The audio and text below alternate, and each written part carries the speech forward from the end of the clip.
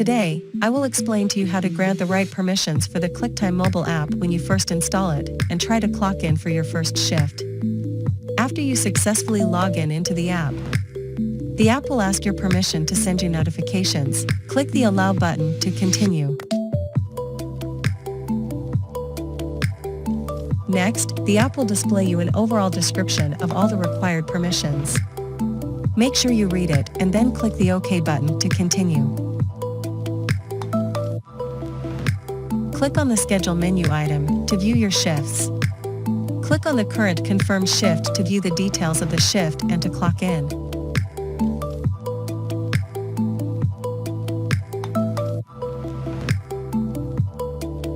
If your organization requires you to take a selfie, the app will need your permission to access your camera, so click on the OK button to continue.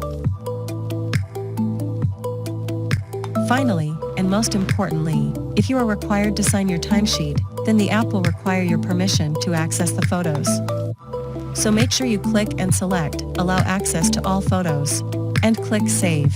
If you select any other option, then you will not be able to sign your timesheet and the app will not be able to continue.